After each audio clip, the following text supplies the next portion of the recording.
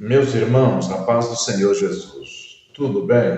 Meus queridos, nós louvamos ao Senhor porque eu tenho esta oportunidade de transmitir a você a palavra através destas leituras tão especiais e sabemos que essa é a verdadeira profecia e então eu posso profetizar na sua vida através da leitura da Bíblia Sagrada. E eu quero, meu querido irmão, não desista de ler. Leia a palavra do Senhor junto comigo. É o propósito. Deus colocou no nosso coração. Não desista. Não desanime de ler a Bíblia junto comigo. Eu tenho certeza que você será vitorioso ainda mais lendo a Bíblia Sagrada. E você estará recebendo sobre a sua vida mensagens proféticas fortíssimas, tá? Não desista, eu insisto, não desista, ok? E também compartilhe esse vídeo. Se você não se inscreveu no canal, se inscreva, deixa seu like, faça o seu comentário. Isso é muito importante para que outras pessoas possam serem atingidas, tá? E possam acompanhar conosco a leitura da Bíblia Sagrada, ok? Então vamos mais uma etapa da leitura da Palavra de Deus. Vamos juntos.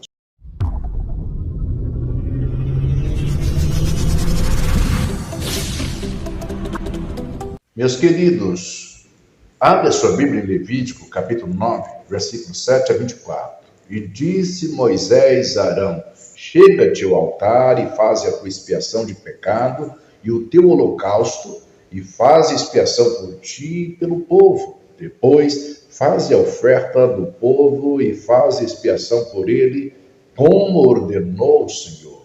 Então, Arão se chegou ao altar e degolou o bezerro da expiação, que era por si mesmo, e os filhos de Arão trouxeram-lhe o sangue e molhou o dedo no sangue e o pôs sobre as pontas do altar.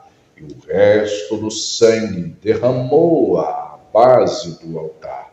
Mas a gordura e os rins e o redenho do fígado de expiação do pecado queimou sobre o altar, como o Senhor ordenara a Moisés. Porém, a carne e o couro queimou com fogo fora do arraial. Depois degolou o holocausto, e os filhos de Arão lhe entregaram sangue, e ele espargiu sobre o altar em redor. Também lhe entregaram o holocausto nos seus pedaços, com a cabeça, e queimou sobre o altar. E lavou a fressura e as pernas, e as queimou sobre o holocausto no altar. Depois fez chegar a oferta do povo, e tomou o bode da expiação do pecado, que era pelo povo, e o degolou, e o preparou por expiação do pecado, como o primeiro. Fez também chegar o holocausto e o preparou segundo o rito. E fez chegar a oferta de manjares, e a sua mão encheu dela, e a queimou sobre o altar, além do holocausto da manhã. Depois degolou o boi e o carneiro em sacrifício pacífico, que era pelo povo. E os filhos de Arão entregaram-lhe o sangue, que espargiu sobre o altar em redor, como também a gordura do boi e do carneiro, e a cauda, e o que cobre a fressura e os rins, e o redenho do fígado, e puseram a gordura sobre o peito, e ele queimou a gordura sobre o altar. Mas o peito e a espádua direita Arão moveu por oferta de movimento perante o Senhor, como Moisés tinha ordenado. Depois Arão levantou as mãos ao povo e o abençoou, e desceu, havendo feito a expiação do pecado e o holocausto e a oferta pacífica. Então entraram Moisés e Arão na tenda da congregação. Depois saíram e abençoaram o povo, e a glória do Senhor apareceu a todo o povo, porque o fogo saiu diante do Senhor e consumiu o holocausto e a gordura sobre o altar. O que vendo todo o povo jubilou e caiu sobre as suas faces. Levítico capítulo 10, versículos 1 a 20. E os filhos de Arão, Nadab e Abiú, tomaram cada um seu incensário e puseram neles fogo, e puseram incenso sobre ele, e trouxeram fogo estranho perante a face do Senhor, o que lhes não ordenara. Então saiu fogo de diante do Senhor, e os consumiu, e morreram perante o Senhor. E disse Moisés a Arão: isto é o que o Senhor falou, dizendo: serei santificado naqueles que se cheguem a mim, e serei glorificado diante de todo o povo. Porém Arão calou-se, e Moisés chamou a Misael e a Elzafã, filhos de Uziel, tio de Arão, e disse-lhes: chegai, tirai vossos irmãos de diante do santuário, para fora do arraial. Então chegaram e levaram-nos nas suas túnicas para fora do arraial, como Moisés tinha dito. E Moisés disse a Arão e a seus filhos, Eleazar e a Itamar: não descobrireis as vossas cabeças, nem rasgareis vossas vestes, para que não morrais, nem venha grande indignação sobre toda a congregação. Mas vossos irmãos, toda a casa de Israel, lamentem este incêndio que o Senhor acendeu, nem saireis da porta da tenda da congregação, para que não morrais, porque está sobre vós o azeite da unção do Senhor. E fizeram conforme a palavra de Moisés. E falou o Senhor a Arão, dizendo: vinho ou bebida forte, tu e teus filhos contigo não bebereis, quando entrardes na tenda da congregação, para que não morrais. Estatuto perpétuo será isso entre as vossas gerações, para fazer diferença entre o santo e o profano, e entre o imundo e o limpo, e para ensinar aos filhos de Israel todos os estatutos que o Senhor lhes tem falado pela mão de Moisés. E disse Moisés a Arão e a Eleazar e a Itamar, seus filhos, que lhe ficaram: tomai a oferta de manjares, restante das ofertas queimadas ao Senhor, e comei-a sem levedura junto ao altar, porquanto uma coisa santíssima é. Portanto, comereis no lugar santo, porque isto é a tua porção e a porção de teus filhos das ofertas queimadas ao Senhor, porque assim me foi ordenado. Também o peito da oferta do movimento e a espada da oferta alçada comereis em lugar limpo, tu e teus filhos e tuas filhas contigo, porque foram dados por tua porção e por porção de teus filhos dos sacrifícios pacíficos dos filhos de Israel. A espada da oferta alçada e o peito da oferta do movimento trarão as ofertas queimadas de gordura para mover por oferta de movimento perante o Senhor, o que será por estatuto perpétuo para ti e para teus filhos contigo, como o Senhor tem ordenado. E Moisés diligentemente buscou o bode da expiação, e eis que já era queimado. Portanto, indignou-se grandemente contra Eleazar e contra Itamar, os filhos que de Arão ficaram, dizendo: por que não comestes a oferta pela expiação do pecado no lugar santo? Pois uma coisa santíssima é, e o Senhor a deu a vós, para que levasseis a iniquidade da congregação, para fazer expiação por eles diante do Senhor. Eis que não se trouxe o seu sangue para dentro do santuário. Certamente havíeis de comê-la no santuário, como eu tinha ordenado. Então disse Arão a Moisés: Eis que hoje meus filhos ofereceram a sua oferta pela expiação de pecado e o seu holocausto perante o Senhor. E tais coisas me sucederam. Se eu hoje tivesse comido a oferta pela expiação do pecado, seria, pois, aceito aos olhos do Senhor? E Moisés, ouvindo isto, Arão foi aceito aos seus olhos. Evangelho de Marcos, capítulo 4, versículos 26 a 41, e dizia: o reino de Deus é assim, como se um homem lançasse semente à terra e dormisse, e se levantasse de noite ou de dia, e a semente brotasse e crescesse, não sabendo ele como, porque a terra por si mesma frutifica, primeiro a erva, depois a espiga, e por último o grão cheio na espiga.